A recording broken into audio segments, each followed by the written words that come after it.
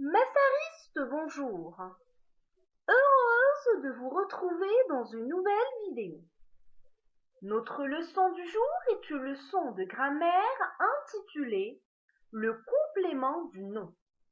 Qu'est-ce qu'un complément du nom? Comment identifier un complément du nom dans un groupe nominal? Et comment distinguer le complément du nom des compléments du verbe? Telles sont les questions auxquelles nous allons répondre lors de cette séance.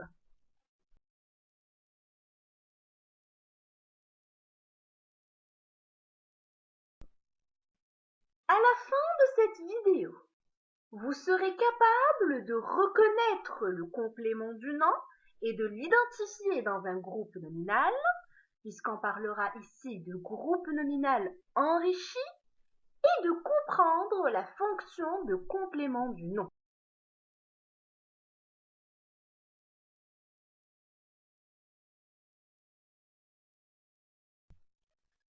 Rafraîchissons-nous la mémoire et commençons par un rappel portant sur la notion de groupe nominal.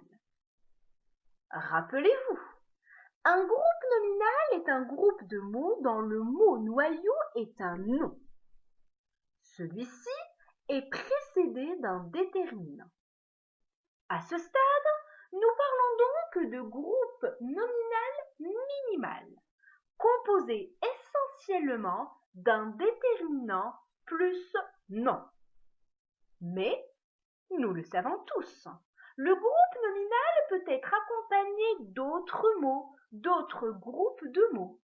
On parle alors d'expansion du groupe nominal et on dit que c'est un groupe nominal enrichi, un groupe nominal expansé. Enrichi par quoi?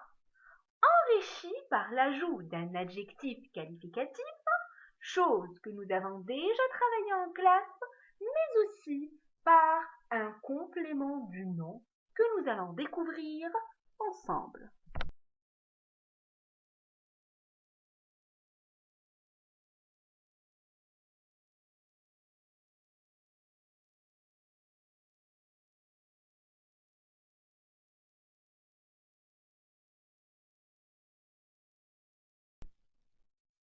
Observons l'extrait suivant.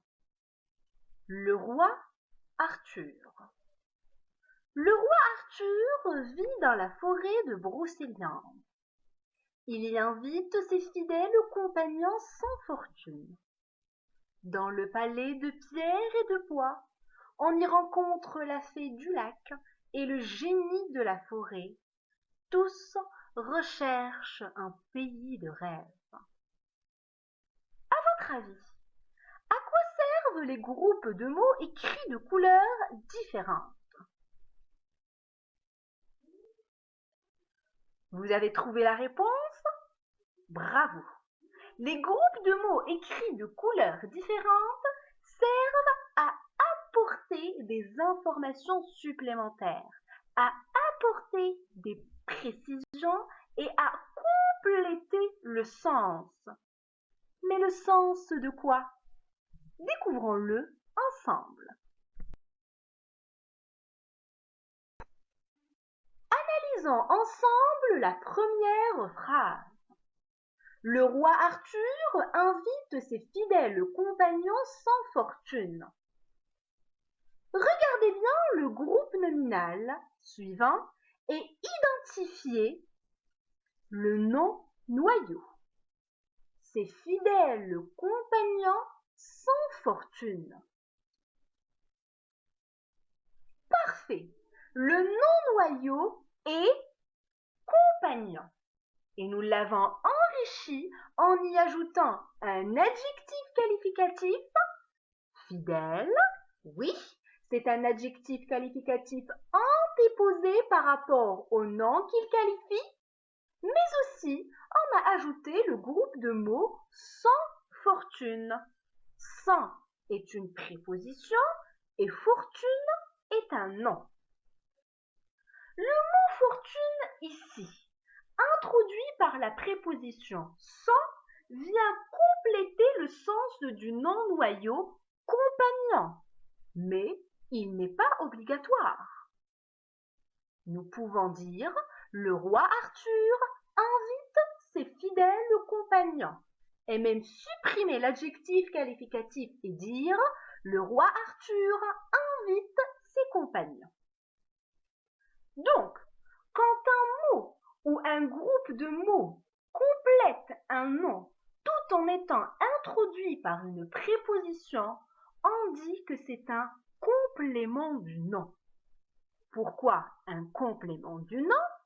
C'est simple, comme son nom l'indique, un complément du nom parce qu'il vient apporter des précisions, des informations supplémentaires sur le nom noyau, à la différence des compléments du verbe. Et c'est là que nous devons faire la distinction entre complément du nom et complément du verbe. Le complément du verbe ou les compléments du verbe, complément d'objet direct et complément d'objet indirect, viennent compléter le verbe, alors que le complément du nom vient compléter un nom.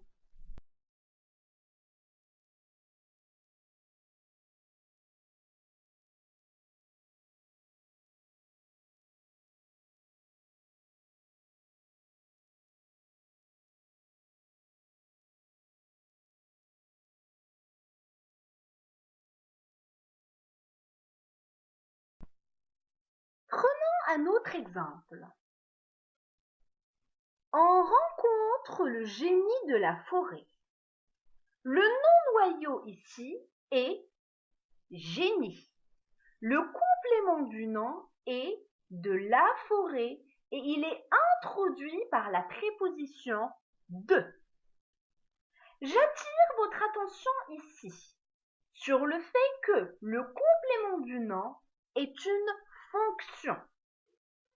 Quelle sera donc la nature grammaticale?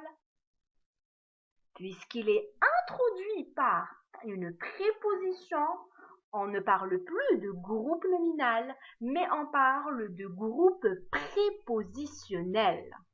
On parle de groupe prépositionnel.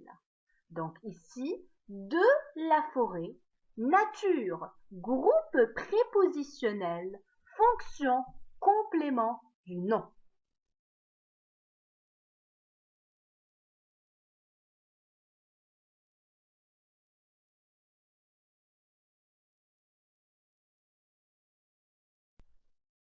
Retenons. Le complément du nom est un mot ou un groupe de mots qui se joint au nom par l'intermédiaire d'une préposition pour en compléter le sens. On dit que c'est une expansion du nom. Le complément du nom se place après le nom et de nombreuses prépositions peuvent l'introduire. Les plus fréquentes sont à, par, dans, pour, en, avec, de, sans, sous et vers.